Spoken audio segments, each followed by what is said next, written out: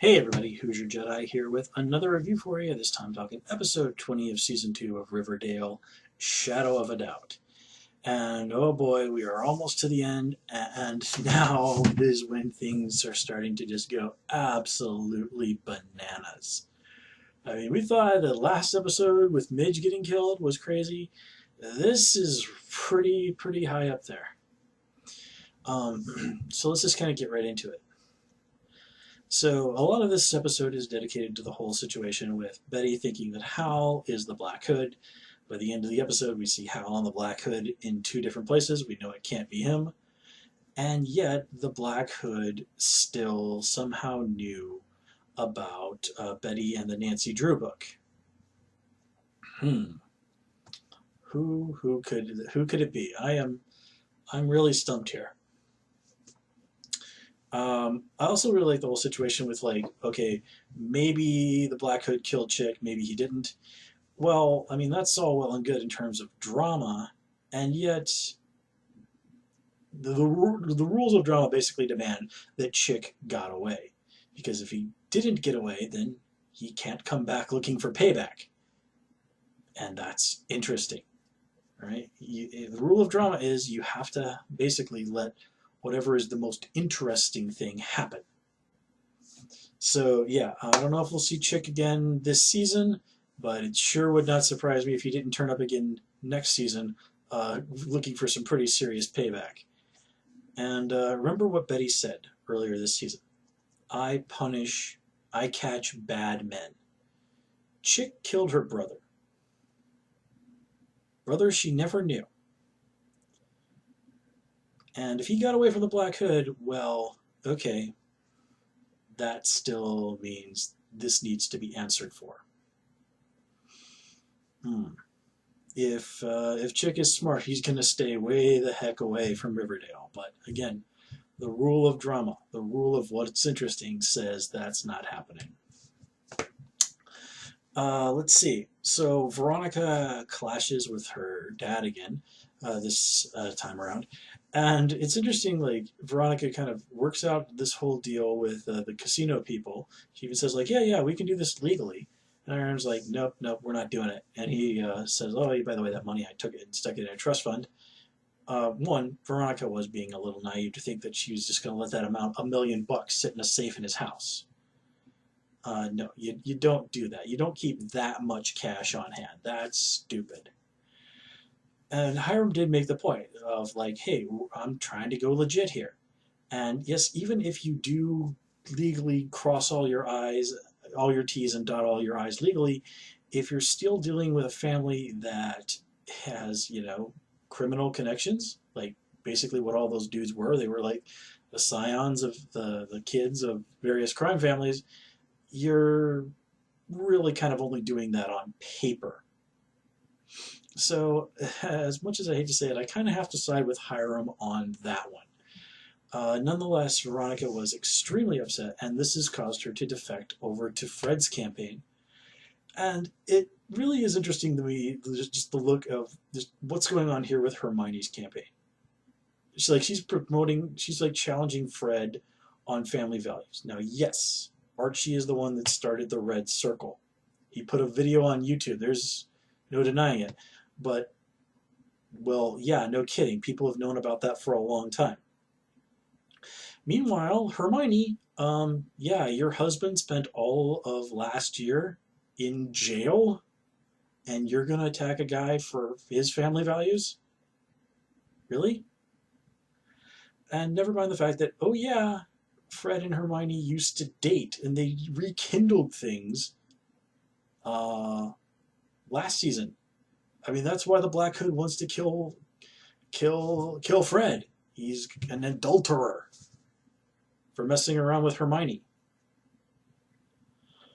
So let's stop and think about this. The two people running for mayor are people who, if I remember right, they actually used to be a thing in high school, and they briefly rekindled the thing last season while both of them were still married, albeit separated from their spouses. One for we're heading towards divorce. No, wait, they're divorced. They are like legit divorced. I'm sorry. And it's like, oh yeah, and my husband is in jail. Wow, is Hermione throwing stones in a glass house? And, never mind all these rather shady things that Hiram has been involved in, like the South Side and all of this. Granted, he has done things publicly that make him look good, in terms of optics, but still, there is just so much BS with Hermione trying to paint herself and her family as the paragons of moral virtue here. Never mind the fact that, Fred's a guy, working class business owner, and Hermione is basically married to a serious one percenter. It never ceases to amaze me just how easily people can think that ridiculously wealthy people are totally, totally in the side of the poor and the downtrodden, as evidenced by recent history. Yeah, there are examples of very wealthy people who have legitimately made great efforts to try and help their less fortunate brothers and sisters in this world. There's no denying that. Like John Carnegie, I believe, is a really nice example of that. Like look at Bill and Melinda Gates with their foundation. But the lodges, yeah, pull the other one, please. Let's see. I also really like that Cheryl and Betty are starting to become closer. I mean, they're kind of like, okay, we're cousins. Okay, let's kind of hang out and be decent to each other. I mean, there's still some tension there, but Cheryl legitimately was trying to help Betty last time around, and Betty was pretty quick to lead the charge to rescue Cheryl from the deprogrammers. So I think that's done a lot for them to sort of solidify and have like a real family relationship. I mean, it's got some work to do, but I think they are at least reasonably in each other's corner. And let's face it, well, let's remember that this isn't the first time that Betty and her friends have gone to bat for Cheryl. I mean, Archie damn near shattered his hand saving Cheryl from the river, and then later on this season she would go and turn around and try and blackmail the man who saved her life. I'm not going to let you forget that, Cheryl. I love you. But again, you tried to blackmail someone who saved your life. But anyway, and then, of course, by the end of the episode, we get the big surprise of, like, oh, yes, the Black Hood seems to be after Cheryl. What for? Well, there's a pretty long list of things you could go after Cheryl for, but let's not forget she did set her own mother on fire. Granted, Penelope is a pretty crap human being, but still, yeah. So let's see. Oh yes, of course we can't forget about the whole situation with Fangs.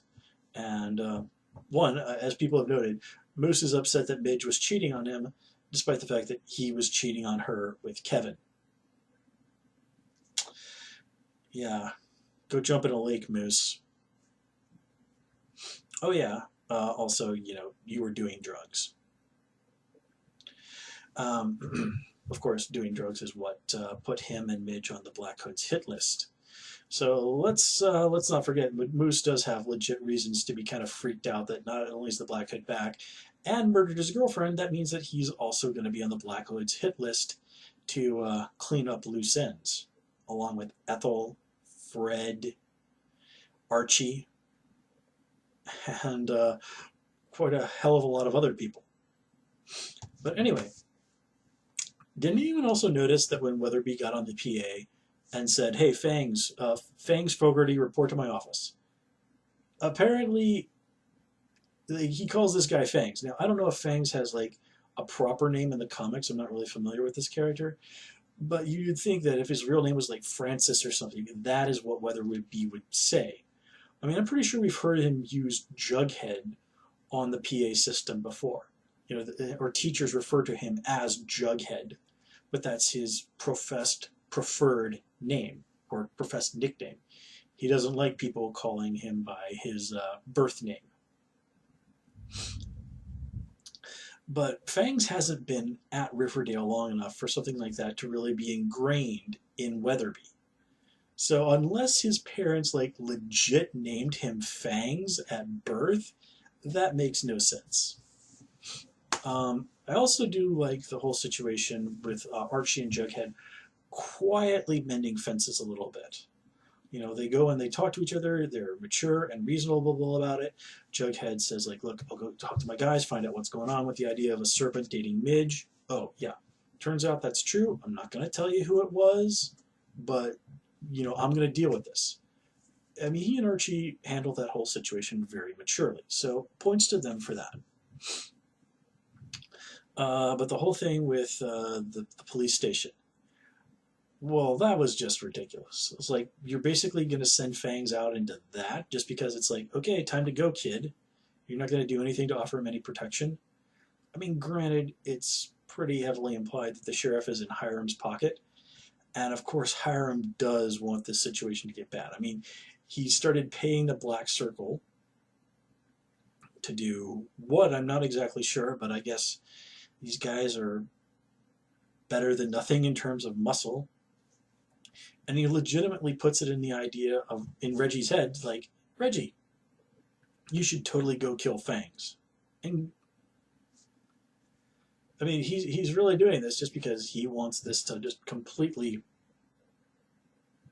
blow up and go to hell because, you know, in disaster there is opportunity, as the old saying goes. Um, so yeah, the idea that the new sheriff was setting Fangs up there, that's pretty believable. But nonetheless, it did lead to Serpent's kind of forming that human shield around Fangs to try and protect him. And then, of course, Fangs gets shot, possibly not even by the gun that Reggie and Archie had. I mean, don't forget the Black Hood attacked City Hall with a rifle. So, and someone like Fangs, well, it would make sense that the Black Hood would go after him, or it could just be someone completely unrelated. I mean, it's not as if a backup plan wouldn't be out of character for Hiram.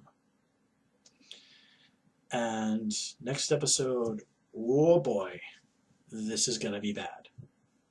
This is gonna be real bad, and it's gonna be glorious. I can't wait. Anyway, guys, that covers everything I had this time around. As always, please comment, rate, and subscribe. And of course, you can follow me on Twitter at Hoosier Jedi, and also join me on Tumblr at Jedi Reviewer. Until next time, take care and have a good one.